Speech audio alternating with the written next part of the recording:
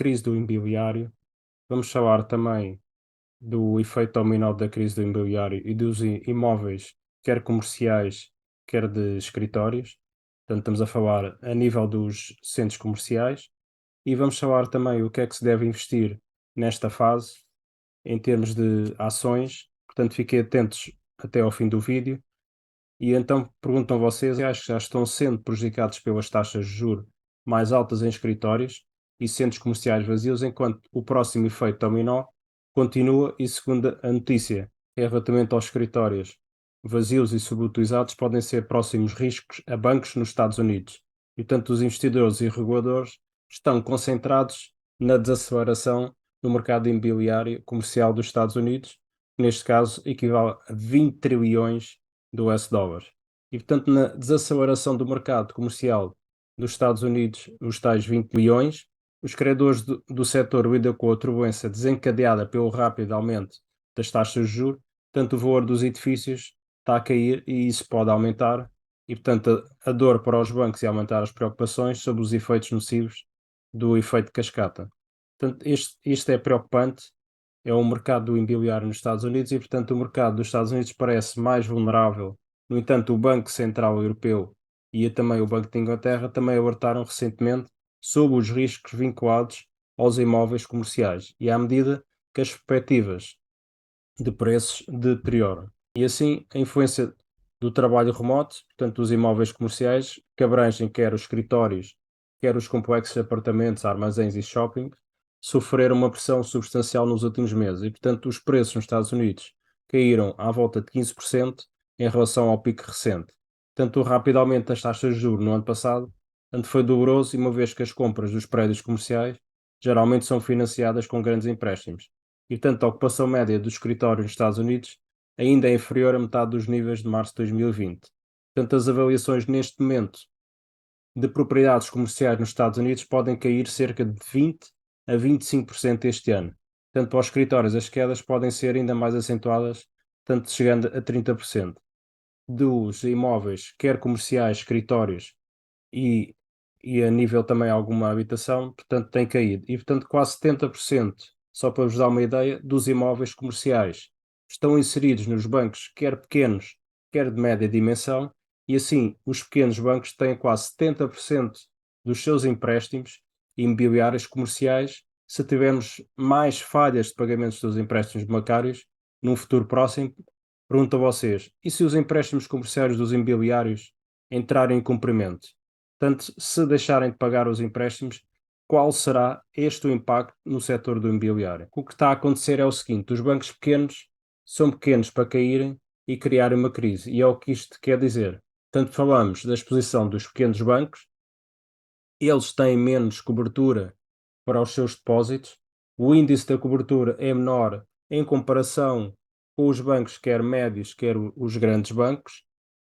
Portanto, a dimensão, e se for à grande crise financeira de 2000 e a crise de 2008, os imóveis, quando estes pequenos bancos tinham apenas 55% dos seus empréstimos alocados aos imóveis comerciais, agora em 2008 vamos a ver que os pequenos bancos têm, vejam bem, 70% dos seus empréstimos alocados aos imóveis comerciais. Agora vou mostrar um gráfico de 2008, tínhamos, portanto, na altura da crise, 55% dos empréstimos dos bancos.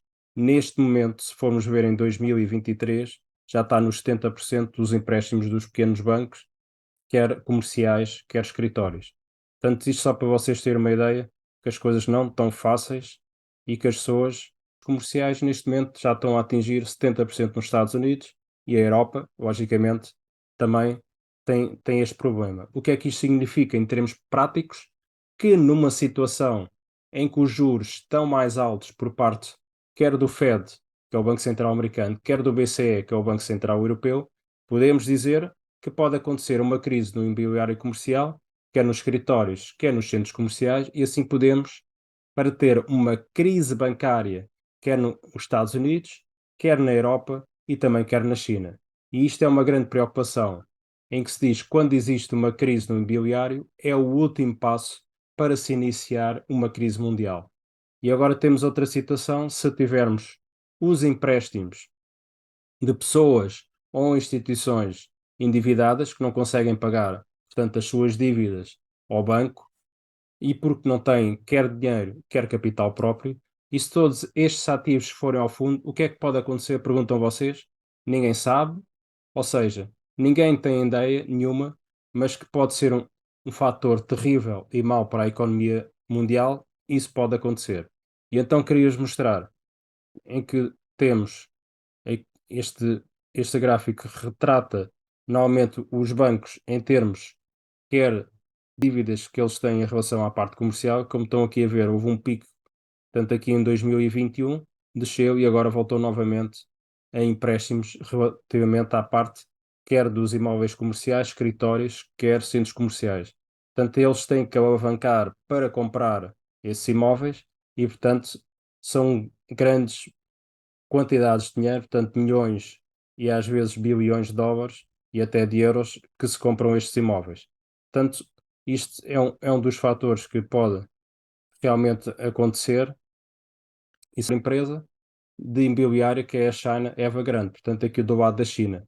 Se forem ver uma notícia da BBC relativamente à falência técnica, que pode ter um efeito de contágio na China, e que diz, portanto, esta notícia está em inglês, e que diz propriamente que o gigante imobiliário chinês foi atingido pela crise e que oferece um plano de reestruturação das dívidas. Logicamente que esse gigante imobiliário chinês, o Evergrande, anunciou planos para reestruturar cerca de 20 bilhões de US dólares. Portanto, é mais ou menos 16,2 bilhões de libras, portanto, em dívidas de offshore, e pode ser visto como um modelo para outras promotoras imobiliárias em dificuldades na China. Portanto, a Evergrande tem mais de 300 bilhões de US dólares em passivos, portanto, é dívida, e não pagou as suas dívidas no final de 2021. Portanto, em termos de ativos, tem menos ativos do que propriamente de passivos. Portanto, esta crise assustou os comerciantes, portanto, são os traders, que temem um contágio no setor imobiliário da China. Portanto, quer nos Estados Unidos, quer na Europa, quer na China, a crise do imobiliário está a estar e está a começar. Portanto, isto é só para vos dar uma ideia o que é que está a acontecer na generalidade a nível da economia mundial. Portanto, os relatórios financeiros que já venceram da empresa para o ano 2021 e para o ano 2022, portanto, terão, serão divulgados nos próximos meses, mas a negociação das suas ações Stock Exchange, portanto, vai permanecer suspensa enquanto isso estiver a acontecer. E como a China está a tentar limitar a crise da Evergrande, o prazo se aproxima com a saída dos chefes da Evergrande atingidos pela crise. Portanto, só para vos dar uma ideia, que também em dezembro de 2021 o Evergrande perdeu um prazo crucial e não pagou os juros de cerca de 1,2 bilhões de dólares americanos em empréstimos internacionais. Portanto, não é só na China, mas também esta crise está a passar para a parte internacional, de certeza para outros bancos que estão sem receber da Evergrande. Portanto, as principais agências de classificação de crédito declararam a Evergrande em falência técnica, uma medida que pode prejudicar as negociações de reestruturação